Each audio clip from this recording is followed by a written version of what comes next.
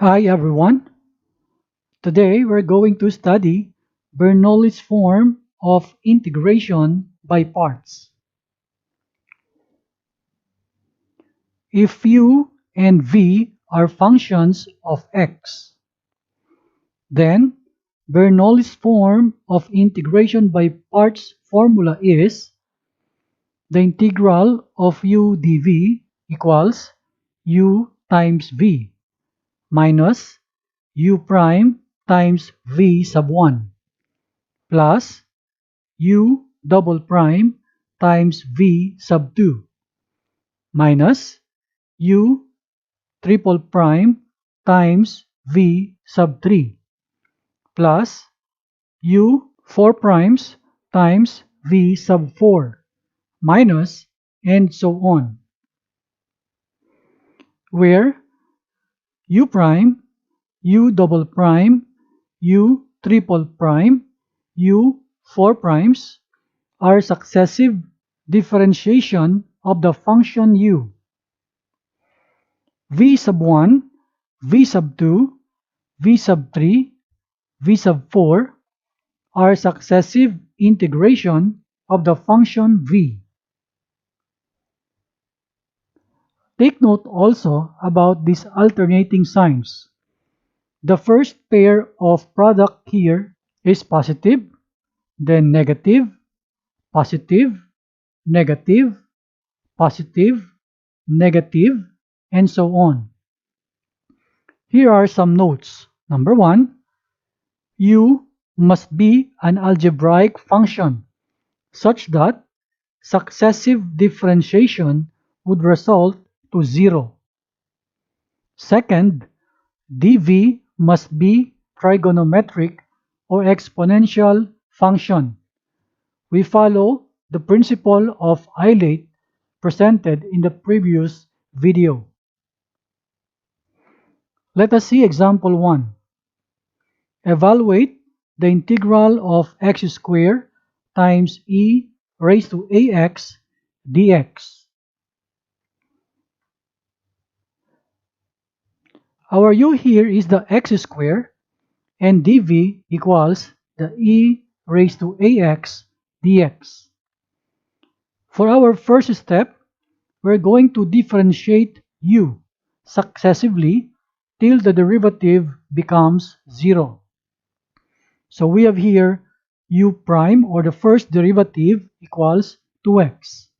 Second derivative equals 2. Third derivative equals 0. Then we stopped. Next step, we're going to integrate dv successively into how many times u was differentiated.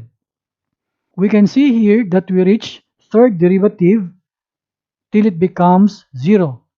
So we must do 3 integration from dv. Our function here is exponential, so let us use this general formula for exponential. The integral of e raised to ax plus b dx equals 1 over a times e raised to ax plus b, then plus c. But we know that for this topic of integration by parts, we will not write the plus c yet in here. Let us now start the integration. The v here is the integral of dv, and the integral of e ax dx is now e raised to ax over a. This v sub 1 here is the integral of v. The integral of e ax over a is now e raised to ax over a squared. The v sub 2 here is the integral of v sub 1. The integral of this e raised to ax over a squared is now this value, e raised to ax over a cubed. Now let us proceed to our Bernoulli's form formula. For this problem, our last term here will use the second derivative only, because as we see in here, the third derivative is already 0. Let us identify the pair of products corresponding to our formula using diagonal arrows. Here we go. And then, let us identify the alternating signs. Starts with positive, then negative, then positive. Let us now write the corresponding values for our formula. Let us rewrite our problem, the integral of x squared times e raised to ax dx equals, this uv now we write as x squared times e raised to ax over a, then minus u prime times v sub 1. So we write here 2x times e raised to ax over a squared, and then plus u double prime times v sub 2. So we have here 2 times e raised to ax over a cube. And then we write the plus c. This is now the final answer. Let's have example 2. Evaluate the integral of x cubed cosine x dx. Our u is now the x cubed and dv equals cosine x dx. Let us differentiate u successively till derivative becomes 0. So we have first derivative equals 3x squared, second derivative becomes 6x, third derivative equals 6, and the fourth derivative equals 0, and we stop here. Then, let us integrate dv successively into how many times u was differentiated. So we have here 4 derivative for the function u, and the value here is 0. So we need to integrate dv 4 times also. The integral of dv is v equals the integral of cosine x dx is sine x. V sub 1 here is the integral of v, and the integral of sine x is negative cosine x. The integral of v sub 1 is v sub 2 equals the integral of negative cosine x is negative sine x. The integral of v sub 2 is v sub 3, and the integral of negative sine x is cosine x.